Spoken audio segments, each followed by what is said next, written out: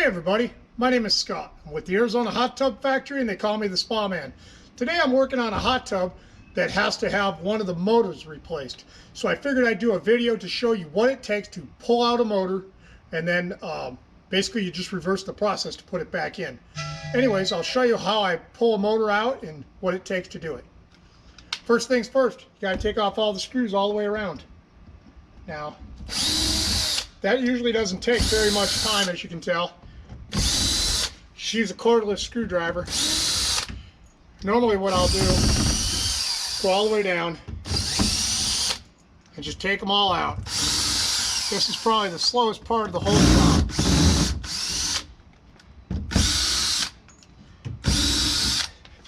Now what I will do is I'll leave one up here just so that I can go all the way around it, and that'll be the last screw that I take out.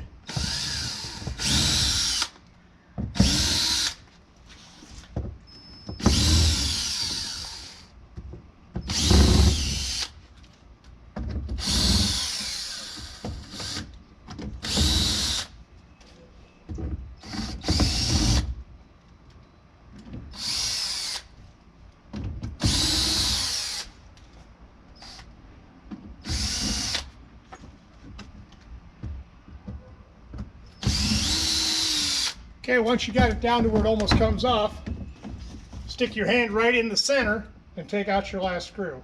Very important. That way you do not break this side. Set that aside.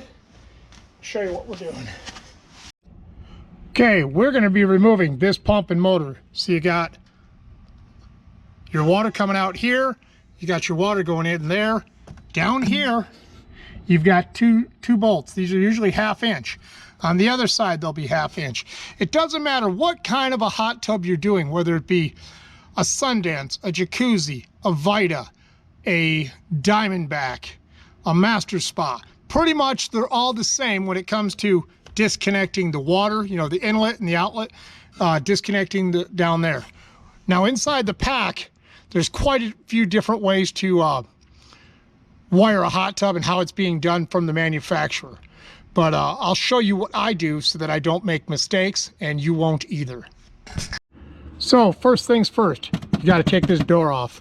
You got 2 screws down here, we'll take the door off. On the back of this door, it has the wiring schematics. Just about every hot tub I've ever worked on has a wiring schematic. You have to look at that so you know which one of these over here goes to that pump and where it goes to inside the box. Okay? With the door off, you can see it is very busy inside this box. So what do? Go to the wiring schematics. This is the wiring schematics. It's on the back door of just about every pack. If you look right here, it says pump 1, pump 2. That's all you got to do is follow these wires. On pump 1, the white comes up here to number 1. The black, and then the red. So that tells me that's a 2-speed pump because it's black and red. You got white, black, red. Okay, over here you got another pump 2. It says white, and then the other one says black. So that tells me it's a single speed. So right here on the schematics, if you look at it, it's got 1, 3, 5, 8, 10. I want to take out these 2 right here. So I've located the wire that goes to that pump. I follow the wire around, I follow it around, I follow it, and I follow it right to right there, where it says, what is hanging in my way? You can see that there's the white, there's the black. Now, you take a picture of this with your cell phone. Very, very important to take a picture. That way you know where those wires go. If you don't take a picture, you're going to be sorry. Even I take pictures of everything when I'm taking these apart. So please take a picture. Okay? So, here's me showing you how I'm doing it with my cell phone. Just take a picture of it. That's all it takes. Very important.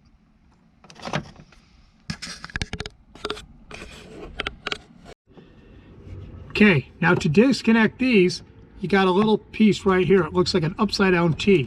If you push it, that's how you pull the wire. Okay, so you're gonna push it, and then I can grab onto it. Hey, grabbed onto it with my index finger and pulled it out. Same thing, you can come over here, get my index finger around it.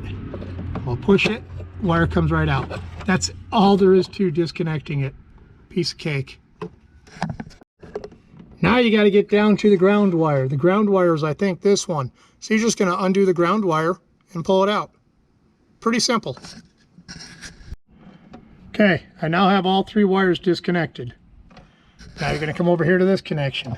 This is what keeps the wires sealed inside the pack so that no moisture or water gets in there. So all you're going to do is unscrew that, pull that, and then just grab on. It's got like a rubber fitting right here.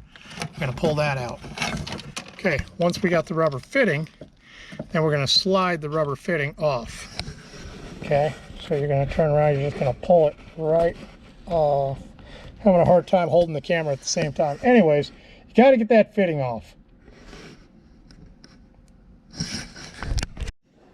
Okay, once you have that out of the pack, you're going to want to pull this rubber fitting off along with this connector, and then you're going to put those back up here in the box so you don't lose them. Now the screws for the front panel that went on here, I stuck the screws over here. So you need to get into a couple little regimens that you always do. You always put things in a certain spot, because sometimes like this, it'll take me 3 or 4 days before I get the pump back. So you always want to make sure you get into a habit of doing certain things so that you remember where things are at and how things go back together. Okay, now for the fun part, getting the pump out. Get everything out of your way. Now I pretty much got a clear shot. Down there I've got 2 1/2 inch, and right here I got a fitting and a fitting. I usually do the 1/2 inch first because I'm going to get water out of these. I don't want to get wet. So get your pump loose first, 1/2 inch. Now what sucks is sometimes there's 2 on the back side. If there's 2 on the back side, that means somebody at the factory did their job, or the last spa tech that was in there, or the person that was in there did their job. So sometimes you got to contort yourself into it to get your arms around, and basically it's, you know, working by braille, so to speak. So not too hard, but I'll show you how I do it. Sometimes I can get in there with these. This is a 1/2 inch and it just ratchets. And with this angle, sometimes I can get in there, sometimes I can't. This is just something I use quite often. So you got to pull some things out of the way. Come on. This might be one of those. No, there it goes. Got wires in the way though down here. Make it tough. Yeah, these things are loose. No big deal. So, anyways, you just got to get in there and get it done, one way or another.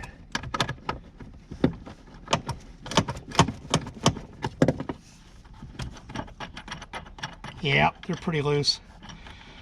So that means that there hasn't been a lot of rust, a lot of leaks in this hot tub. So anyways, I'll go ahead and get the other 2 out, and we'll go ahead and show you how to pull these 2 fittings off. Come on, baby. There it goes. Sometimes you just got to contort your arms in there, and it's kind of like I said, it's like working from braille. Once you get it to move, it's not too bad. There it goes. Okay, now we'll go ahead and pull the pump out. Okay, I now have all the nuts taken off, which they're all right here and stuff, and now we're going to go ahead and take the fittings off. There we go. Homeowner emptied this thing and sucked out a lot of the water, so it shouldn't be too much. A little bit of water, a couple drips. There we go.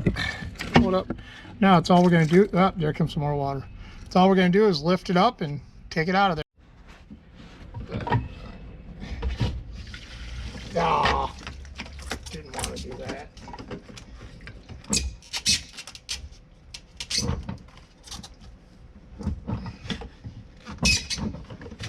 lowered it in there in such a way where the heater is holding it in place. There we go. Is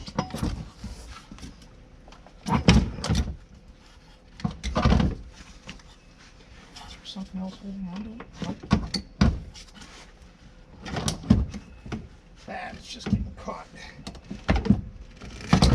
There we go. It's getting caught on the seal tight. And there we go.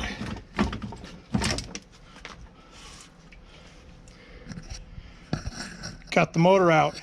Now we'll take it and have that rebuilt and put it back in. As you can see, this wasn't that hard to take the pump out of the hot tub. Pretty much all pumps that come out of hot tubs, you do it the same way. So whether it be, like this is a jacuzzi, or it be a Sundance, or a Tough Spa, or Diamondback, Master Spa, hot springs, they're all the same. They're all two usually hot wires, unless it's a 2-speed, then there'll be a third wire. You'll have the white, the red, the black, and then you have a ground. Sometimes on the back of the motor, there'll be a ground, so you want to look for that just in case. Sometimes you're tugging on it, you find out there's a ground on the back of the motor. But anyways, that's how you pull it out. Now, to put it back in, after you either rebuild the motor, refurbish the motor, recondition the motor, or go buy a brand new motor. That's all you do, is reverse the process of what it took to pull it out. Pretty simple. If you took some pictures, you should have no problem. So anyways, I hope you enjoyed this, and I'll see you guys on the next video. Have a great day, everybody. Okay, I wanted to add something to this video. Normally, I personally do not like to put a brand new pump and motor back in a hot tub. And it's a really simple reason. Sometimes the pump and motor do not fit back in. You'll buy a brand new one that the manufacturer or the dealer or whatever says this will go back in, but sometimes you have to retrofit something in. I don't want to go through that. Too much hassle, too much crap. I would rather take the pump and motor, send it back to the manufacturer, have them completely remanufacture the motor itself, put brand new bearings, brushes, and so forth inside the motor, and then have them rebuild the pump back to brand new. That way it goes back in. It's like for like. Sometimes you can get the exact same pump and motor, sometimes you can't.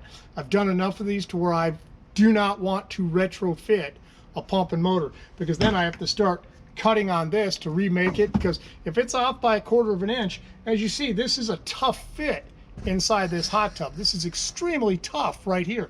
You've got the insulation right here. You've got the heater tube. You've got to get it back in the same spot. So me personally, I'd rather rebuild this, and I don't personally do it. I have several companies that I use. I outsource it, but find a company or take it back to the manufacturer. Very simple. Have them redo it. You take it, put it back in. So I figured I'd share that pro tip with you. Just something that I've learned over the years, that I hate retrofitting things. I'd rather put the same one back in. So I hope that helps people that are, trying to rebuild their hot tub and spa themselves. And see you guys later. Have a great day.